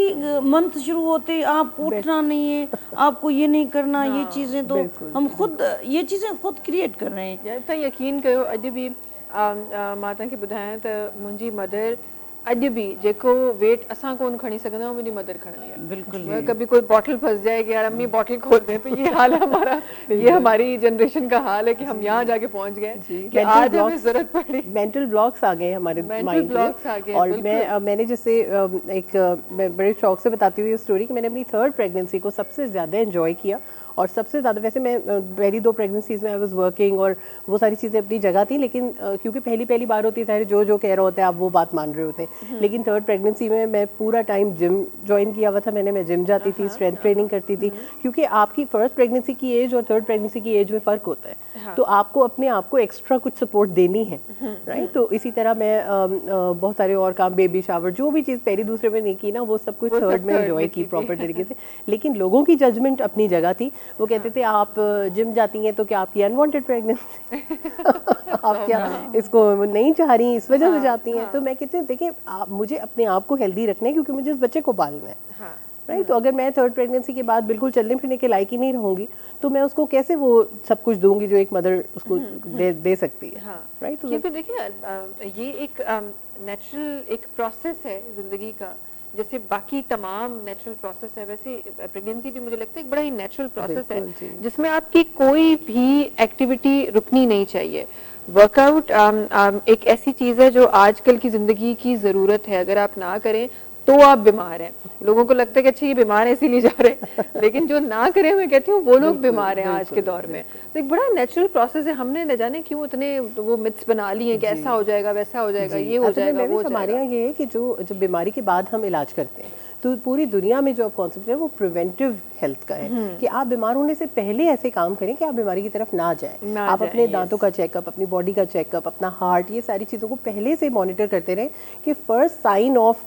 जो भी हेल्थ गिर रही है आपकी या कोई भी ऐसी चीज़ है वो आपको फर्स्ट साइन पे पता चल जाए अर्ली इंटरवेंशन सबसे अच्छी जब हार्ट अटैक आ जाएगा और मैं हॉस्पिटल जाऊंगी ज़ाहिर है अब मैं ऑपरेशन के अलावा कोई चारा नहीं है बिल्कुल लेकिन जब अगर मेरी बॉडी के कोई वाइटल्स ऐसे सिग्नल्स दे रहे होंगे कि मुझे कोई ऐसी प्रॉब्लम आने वाली है तो डॉक्टर मुझे हाईलाइट कर दे और मैं और बहुत सारे तरीकों से उसको प्रिवेंट कर सकती हूँ ज़्यादा डैमेज को बिल्कुल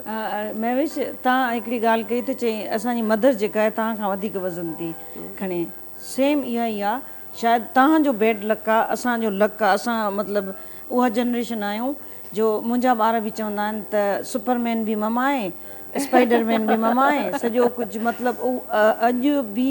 हाणे तव्हांजी एज मतिलबु औलाद बराबरि आहियो, पर जेके असांखे तकलीफ़ूं आहिनि उहे हाणे खां ई हिन एज में शुरू थियूं थी वञनि। त असां था चऊं तव्हां अॻिते वधी तव्हां छा कंदव, तव्हां डिस्पेंसर ते बोतल खणी नथा रखो, असां खणी रखूं था पिया।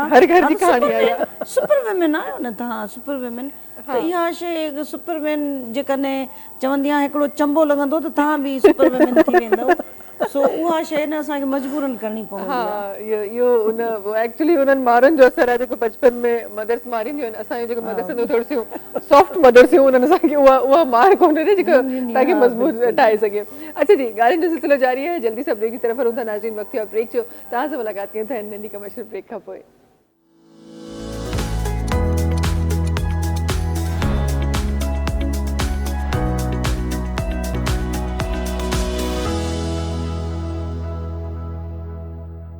जी वेलकम बैक। अच्छा जी, थोरो सो मां इन बारे में बि अतिया साहिबा ॻाल्हाइणु चाहींदमि त असां वटि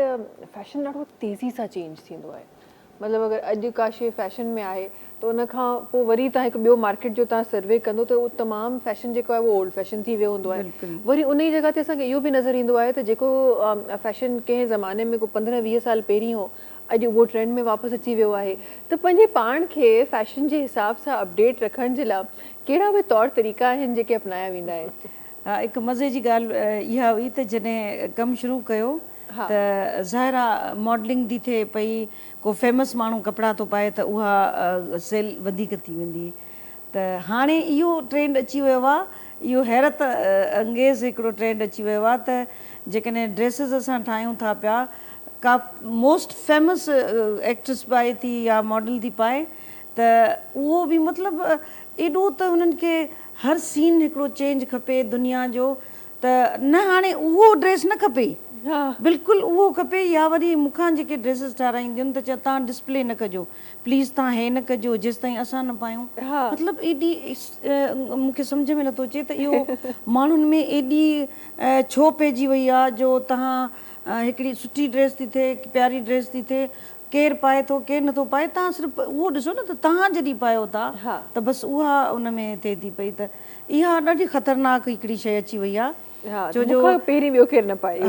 असां खां पहिरीं कोई न, खोड़ मुंहिंजूं कस्टमर आहिनि ज़रूरु ॾिसंदियूं ऐं उहे चवंदियूं आहिनि अदी असांजो कपिड़ा न फ़िलहालु डिस्प्ले न कजो।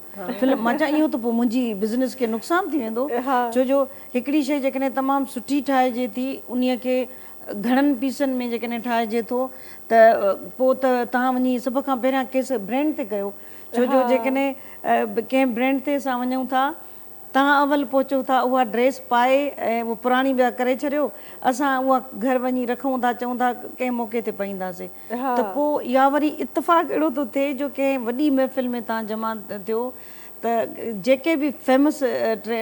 ब्रांड्स आहिनि 3-4 लोगों को सेम ड्रेस पहनी होगी और वो कितना ओड लगता है, अजीब लॻंदो आहे। सो असां जे लाइ बि इहो ई चवंदा आहिनि त तव्हां जेका हुन पाती उहा ड्रेस असांखे न खपे, असांखे उन सां मिलंदड़ जुलंदड़ बि न खपे, बिल्कुलु नई डिज़ाइन खपे। त इहा जेका आहे न एॾी तेज़ी माण्हुनि में पसंदि में अची वई आहे जो इहा असांजे लाइ ख़तरनाक थी सघे थी। अच्छा, केतिरो डिफिकल्ट थी वियो आहे। पहिरीं त हिकु कॉन्सेप्ट, हाणे बि काफ़ी जॻहियुनि ते इहो कॉन्सेप्ट आहे त को बि जेको डिज़ाइनर आहे उहो पंहिंजो डिज़ाइन मार्केट में ॾींदो आहे ऐं तव्हांखे सिर्फ़ु जेको ऑर्डर जेको प्लेस करे थो उनखे सिर्फ़ु कॉपी पेस्ट करिणो आहे तव्हांखे। अॼु जेको नॉर्मल माण्हू जेको तव्हां ताईं पहुचे थो उहो पंहिंजो डिज़ाइन तव्हांखे पाण ॿुधाए थो। इहो केतिरो चैलेंजिंग आहे? चैलेंजिंग बि आहे ऐं मज़े जो बि आहे, छो जो ईअं सम्झो त जेका क्रिएटिविटी पाण खे करणी थी पवे न, उहो वरी जेकॾहिं ॿिया बि तव्हांजा पंहिंजा जी पसंदि हूंदी ऐं हिकिड़ा मशवरो हूंदो त तव्हां हे बि एड कयो त उहा वरी हिकिड़ी नई शइ थी ठही वञे। त सोशल मीडिया जी जेका मिसयूज़ ऐं गुड यूज़ जेका थींदी आहे न, उन में कंपेरिज़न कजे त उहा वरी सुठी थी वञे। त माण्हू जेकॾहिं पंहिंजी पसंदि थो ॿुधाए न त उहा अञा वधीक असांखे उहा सवली थी लॻे पई,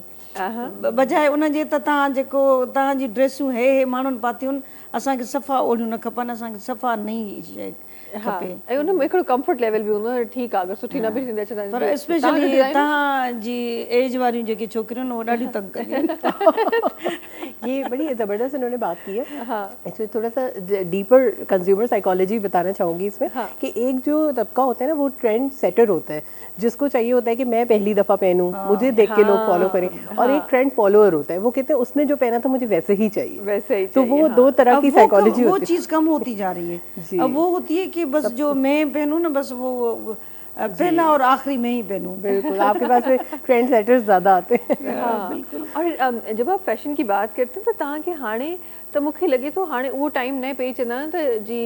फलां जो फैशन आहे, मतिलबु हिननि ट्राउज़र्स जो फैशन आहे या फ्रॉक्स जो फैशन आहे या लॉन्ग शर्ट्स जो फैशन आहे। अॼुकल्ह मूंखे लॻे थो हर शइ फैशन आहे, हर शइ फैशन बसि इहो सुवाल आहे त तव्हां हुनखे कीअं कैरी कयो था। अदरवाइज़ हर शइ हाणे फैशन। अच्छा, हर शइ वरी पोइ सूट बि त करे थी न। तव्हां जेकॾहिं पायो था न, मतिलबु असांजी एज में उहा ओड शइ लॻंदी, छो जो हिकिड़ी थोरी डिग्निटी बि हूंदी आहे एज जो। पर तव्हां जेके यंग छोकिरियूं ऊट पटांग जेकॾहिं जे न उबिती सुबिती शयूं जॾहिं पाए अचो था त हैरान था थी वञूं। मतिलबु कंहिं मूंखे चयो त तव्हां असांखे न हिकिड़ो बिल्कुलु नंढी शर्ट ऐं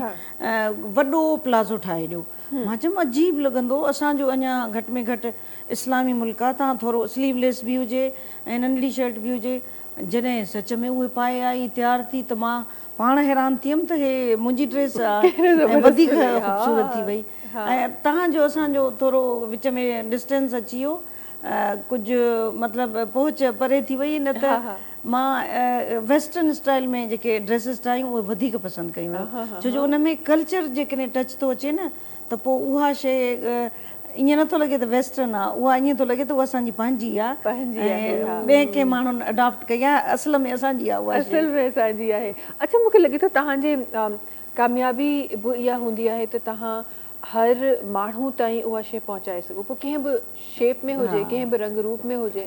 पर उहा शइ तव्हांजी आहे। इहा हक़ीक़त आहे त उहा शइ तव्हांजी आहे। जेके असां वटि पहिरीं हिकिड़ो कॉन्सेप्ट हूंदो, मुंहिंजे ख़्याल में हाणे ॻोठनि में बि कॉन्सेप्ट उहो ख़तमु थी वियो आहे त पहिरीं जेके वॾा घाघरा पातल ऐं वॾा बर्थ पातल असांखे औरतूं नज़र ईंदियूं, काफ़ी घटि जॻहियुनि ते आहे, पर अॼुकल्ह जेको ॻोठ आहिनि उन में बि हाणे लॉन सूट्स ऐं सभु कुझु अची वियो आहे। इहो कमु ईज़ी थी वियो आहे हाणे वधीक। हा, त तव्हांजे आम माण्हू ताईं तव्हांजो कल्चर पहुचे ऐं उहो सिर्फ़ु न सिर्फ़ु पाकिस्तान में बल्कि दुनिया जे हर कुंड में पहुचे, इन खां वॾी कामयाबी छा हूंदी? बिल्कुलु, इन खां वॾी कामयाबी छा हूंदी? बिल्कुलु। अच्छा जी, थोरो सो हिन तरफ़ बि ईंदमि ऐं खोड़ सारी शयूं आहिनि जेके पेरेंटिंग के हवाले से ॻाल्हायूं। थोड़ी देर पहले हम प्रेगनेंसी के हवाले से हम बात कर रहे थे, आपका काम पोस्टमार्टम डिप्रेशन पे भी है, तो ज़रा सा मैं उसको भी जानना चाहती हूँ। ये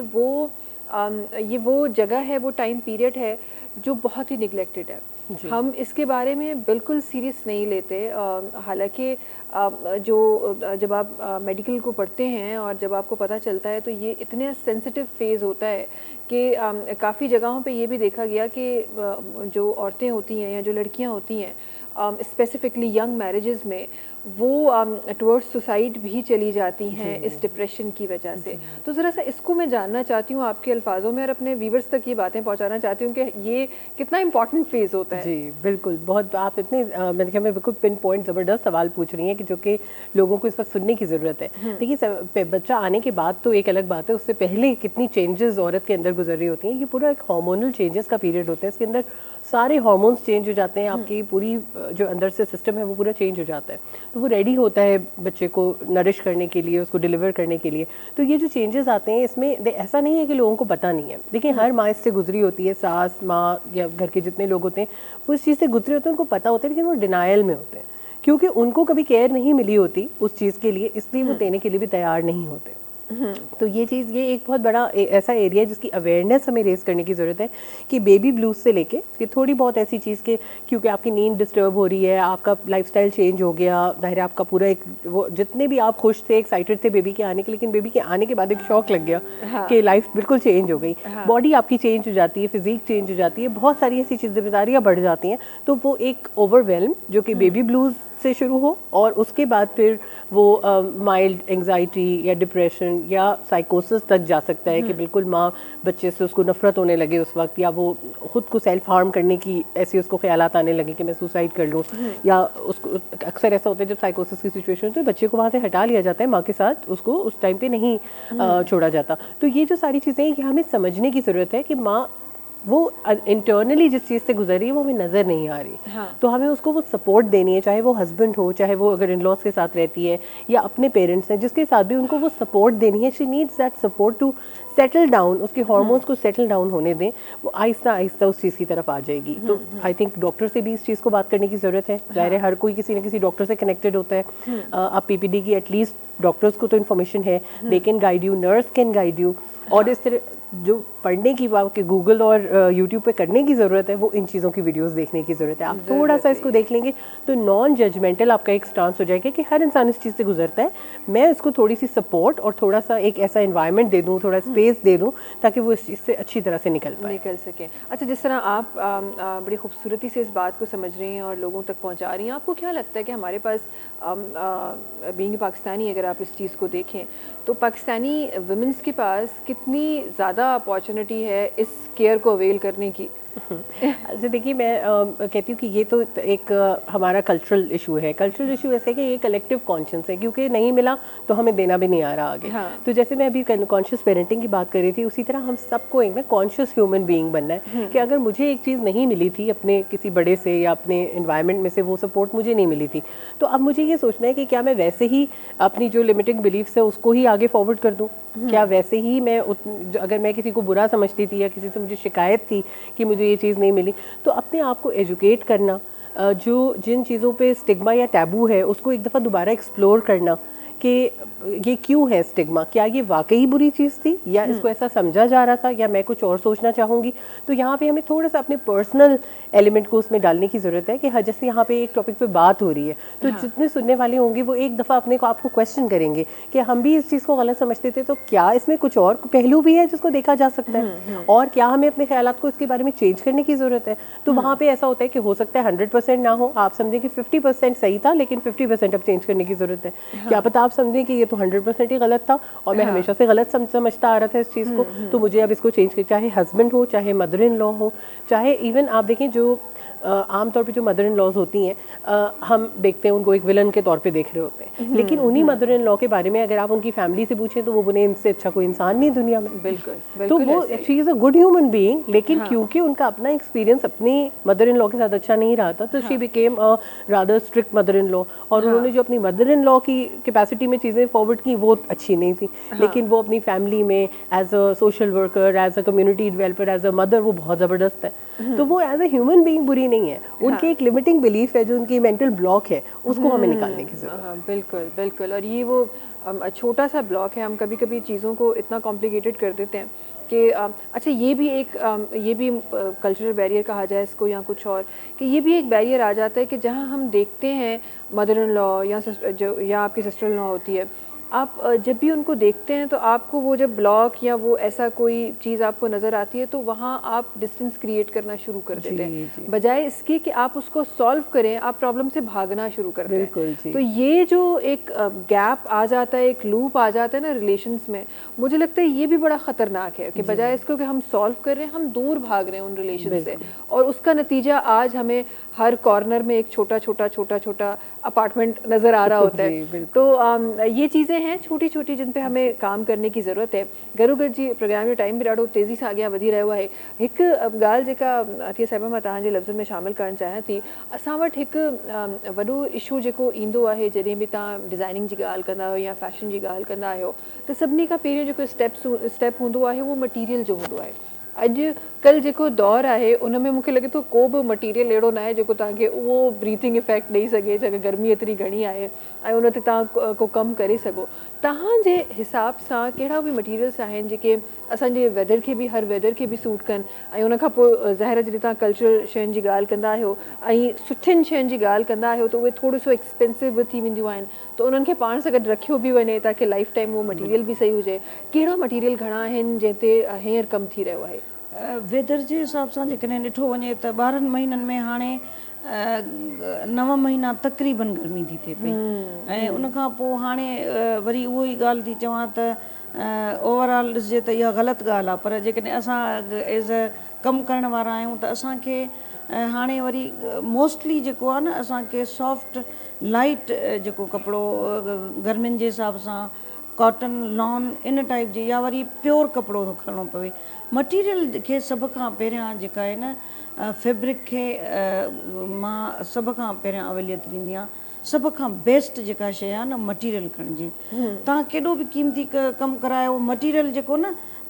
जेको शौक़ीन आहे माण्हू पाइण जो, सुठे पाइण जो, सभ खां पहिरियां कमु न ॾिसंदो आहे, सभ खां पहिरियां फैब्रिक थो ॾिसे। सो इन करे पहिरियों ई असां कमु फैब्रिक ते था ॾियूं त बेस्ट क्वालिटी वारो फैब्रिक हुजे। तव्हां भले उन ते पोइ लाइट कमु रखंदव न त उहो बि सेल जल्दी थी वेंदो आहे। ऐं ॿी ॻाल्हि, थोरी देरि अवल तव्हां चयो त हाणे कमु मुख़्तसिर थींदो थो वञे, पर जेकॾहिं ट्रेडिशनल कमु ॾिसिजे न त शादियूं थी थियनि या जेको, त उहो हैवी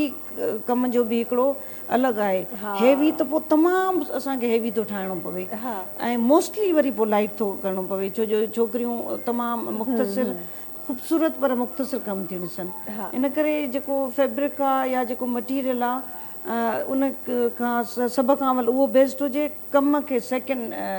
मथां जेका कुझु कशीदाकारी आहे या बर्थ आहे या शीशान, उन्हनि खे पोइ ॿियो दर्जो ॾियणु खपंदो आहे। ऐं मुंहिंजी सुठी डिज़ाइनिंग जी या मुंहिंजी सेलिंग जी सभ खां वॾो सबबु इहो आहे त उहो मटीरियल सुठो हूंदो आहे। मटीरियल सुठो हूंदो आहे। अच्छा, फ्यूचर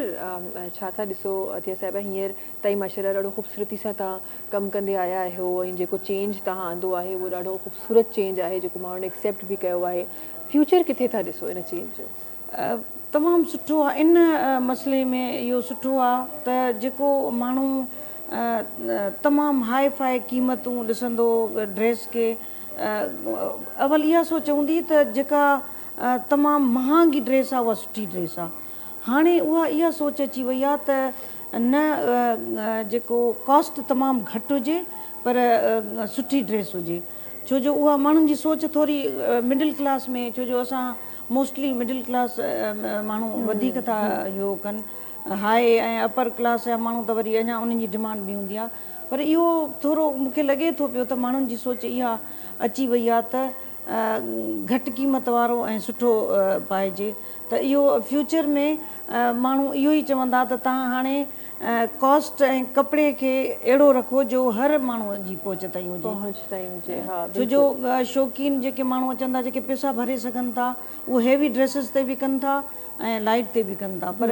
फ्यूचर में इहो मूंखे लॻे थो त असांजे लाइ कमु आसान थी वेंदो, छो जो माण्हुनि जी जेका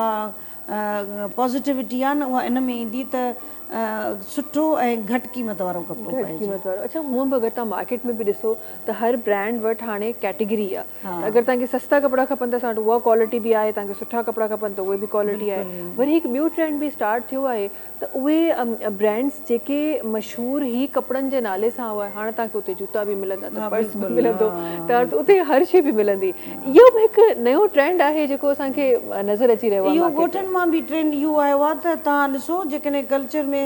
खोड़ अहिड़ा नाला आहिनि जो तव्हां हैरान थी वेंदो त जेके हैंड बैग्स बि ठाहिनि था, कंप्लीट जॉगर्स बि ठहनि था पिया हाणे, मतिलबु ट्रेडिशनल जी ॻाल्हि थी कयां पई, त जेको एम्ब्रॉयडरी जेका सिर्फ़ु गलनि ते हूंदी ऐं शालूं, उन्हनि शालुनि मां हाणे चंपल बि ठहनि था, पर्स बि ठहनि था, ऐं तमामु घणी उन्हनि में अची वई आहे, वैरायटी अची वई आहे। इहा सुठी ॻाल्हि आहे त या त असां ब्रांड खे फॉलो कयो आहे, या मूंखे लॻे थो ब्रांड्स असांखे फॉलो कयो आहे। बिल्कुलु इहो ई आहे। अच्छा जी, हिकु आख़िरी सवाल जेको मां तव्हां ॿिन्ही खां पुछणु चाहियां थी ऐं पंहिंजे प्रोग्राम में रखणु चाहियां थी, उन बारे में तव्हां ॿिन्ही जा लफ़्ज़। सर्वर साहिबा, आपसे शुरुआत करना चाहूँगी। हमारे पास बड़ी डिफरेंट हमारे पर्सपेक्टिव होते हैं जब आप औरत की बात करते हैं, औरत की एम्पावरमेंट की बात करते हैं, औरत की कामयाबी की बात करते हैं। आपकी एक्सपीरियंस से, आपकी नज़र से ज़रा जानना चाहती हूँ कि एक कामयाब औरत को किस तरह डिस्क्राइब करेंगी आप? देखिए, कामयाब औरत बहुत रिलेटिव टर्म है। मैं तो कहती हूँ कि देखिए, औरत अगर सिर्फ कामयाब होती जाएगी और एम्पावर्ड होती जाएगी और मर्द उसको एक्सेप्ट करने के लिए रेडी नहीं होगा या माशरा रेडी नहीं होगा, तो वो एम्पावर्ड औरत कुछ नहीं कर पाएगी, बल्कि वो अपने लिए एक मुश्किल क्रिएट कर लेगी। तो हमारे पूरे माशरे को एक साथ एम्पावर होने की ज़रूरत है। उस औरत को जो एम्पावर हो रही है उसको एक्सेप्ट करने की भी ज़रूरत है। तो एम्पावरमेंट ये है कि जो भी चीज़ हमारे अंदर बेहतरी आए, जो भी हमारे पास जो पावर आए, जो एम्पावरमेंट है, जो पावर आए, तो उससे सब लोगों का फ़ायदा हो और सब लोग मिलके आगे बढ़े। ना कि जैसे हम कह रहे हैं कि फैमिली का निज़ाम पीछे जाए, ना कि ऐसा हो कि फैमिलीज़ उसकी वजह से ब्रेक हो, बल्कि सब लोग एक तरह से आगे बढ़ सकें। और इस चीज़ के लिए कम्युनिकेशन बहुत ज़्यादा इंपॉर्टेंट है। तो हम जब पेरेंटिंग की भी बात करते हैं तो हम जो पेरेंट्स को अपग्रेड करने की बात करें, मेरा जो खुद ही का प्रोग्राम है इसमें 8 मॉड्यूल्स का एक बेसिक प्रोग्राम है, और हम ये कहते हैं कि पेरेंट्स को ये सारी चीज़ें जैसे स्क्रीन एडिक्शन है इसके बारे में सीखने की ज़रूरत है, कम्युनिकेशन सीखने की ज़रूरत है, क्योंकि communication is a science, it's an art. हम जो सिर्फ बातचीत करें वो कम्युनिकेशन नहीं है, there is a lot more to it. तो कम्युनिकेशन सीखने की ज़रूरत है। सिबलिंग राइवलरी एक ऐसा टॉपिक है जो हम समझते हैं कि बच्चों की ऐसे ही लड़ाई हो रही है, बच्चों की लड़ाई में बड़ी गहराई होती है, और हम समझते हैं जैसे जब हमारे पास दूसरा बेबी आता है तो हमें लगता है कि हमारा बच्चा भी उतना ही खुश हो रहा है। तो ऐसा नहीं है, बच्चे के लिए वो बहुत इमोशनली मेसी टाइम होता है। तो हमें ये सब कुछ समझने की ज़रूरत है, बच्चों की इंटेलिजेंसेस क्या है, डेवलपमेंटल नीड्स क्या हैं। तो इतना बेसिक, जैसे कि हम कहते हैं सही है मास्टर्स ना करें, PhD ना करें पेरेंटिंग में, लेकिन इतनी बेसिक इन्फॉर्मेशन ना हमें पता होनी चाहिए कि बच्चे की जो बेसिक साइकोलॉजी है उसके अंदर क्या क्या हो रहा है, वो बढ़ने के साथ साथ क्या क्या, और वो गलतियां करेगा, उसको उससे हम ही सिखाएंगे। तो एम्पावरमेंट, एक पेरेंट की एम्पावरमेंट, एक माँ की एम्पावरमेंट ये है कि आप उस वक्त अपने इमोशंस पे काबू रख सकें। जिस वक्त बच्चा गलती करे तो वो सीखने की स्टेज में है, हम सीख चुके हैं, तो हम एक मैच्योर पेरेंट की तरह उसको ट्रीट करें। तो ये हमारी जो भी, अगर माशरा हमारे लेवल पे नहीं आया और हम एम्पावर हो गए तो माशरे को सिखाने वाले बने। सिखाने वाले बड़े, बड़ी खूबसूरत बात है साहिबा। सागी गाल तव्हांजी तरफ़ ईंदमि त तव्हां जे लाइ हिकु सक्सेसफुल औरत छा आहे? मां हिकु आम औरत जे लाइ चवंदसि त जेको, बल्कि असां जॾहिं बि ॻोठनि में विज़िट कंदा आहियूं या कम जे लाइ वेंदा आहियूं, त जेका शइ मतिलबु पंहिंजे पेरनि ते बीहण वारी हुजे। हाणे उन्हनि में हुन हथ जो हुनर आहे, छो जो बेसिकली असांजो त घणो वास्तो पए थो, त जेका शइ जंहिं औरत खे अचे थी, जेको कुझु बि ठाहिणु अचे थो, त तव्हां उहे शयूं ठाहियो, तव्हां पैसा अर्न कयो, पंहिंजे पेरनि ते बीहो। इहो न आहे त तव्हां ॿारनि जी पालना कई, घर संभालियो, ढगा ढोर संभालिया, ज़मीनियूं संभालियूं, उहे बि सॼी ज़िंदगी हलंदियूं, पर पंहिंजे लाइ हिकिड़ो जेको आहे न फाइनेंशियली पंहिंजे पेरनि ते बीहणु खपे। इन करे जेको हुनर हुजे उन खे ज़रूरु तव्हां ठाहे ऐं तव्हां असांखे ॾियो त असां तव्हांजो मार्केट में आणियूं। थैंक यू सो मच, वॾी महिरबानी, थैंक यू सो मच। तव्हांजो बि असां सां गॾु हुजण जे लाइ थैंक यू सो मच साहिबा। आपका भी हमारे साथ होने के लिए बड़ी खूबसूरत बातें असांजे नाज़रीन ताईं पहुंचाइण जे लाइ वॾी महिरबानी तव्हां ॿिन्हिनि जी। आख़िर में जल्दी सां हाशिम भाई जो आवाज़ शामिल कंदासीं। नाज़रीन, तव्हां सां मुलाक़ात इंशाअल्लाह वरी सुभाणे कंदासीं, कुझु खूबसूरत ॻाल्हियूं कंदासीं, कुझु खूबसूरत वाक़ियात तव्हां सां शेयर कंदासीं। तेसि ताईं जी लाइ जी असां सभिनी खे ॾींदा इजाज़त। अल्लाह हाफ़िज़। जी हाशिम भाई।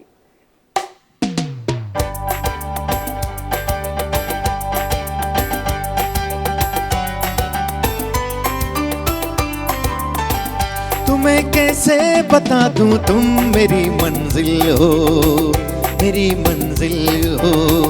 जिसे ढूंढा है नजरों ने वही मासूम सा दिल हो। तुम्हें कैसे बता दूं तुम मेरी मंजिल हो,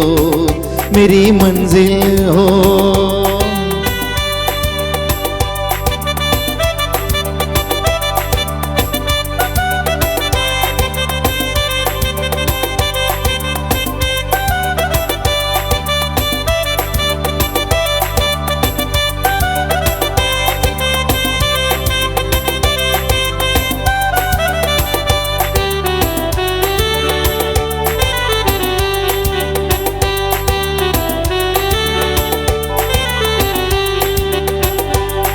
देखे ये तन्हाई, ये बेचैनी, ये मजबूरी, तमन्ना है किसी दिल में जगह मिल जाए थोड़ी सी।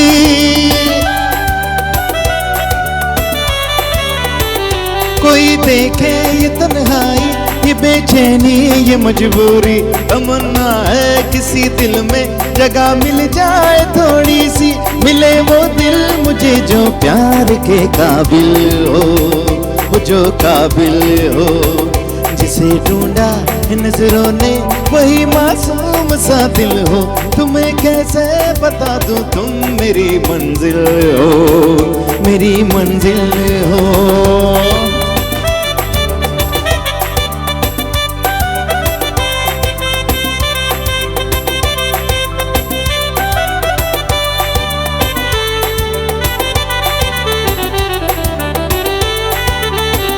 मुझे इस हाल में देखा तो होठों पर हंसी आई, चलो कुछ तो किसी के काम अपनी बेबसी आई। मुझे इस हाल में देखा तो होठों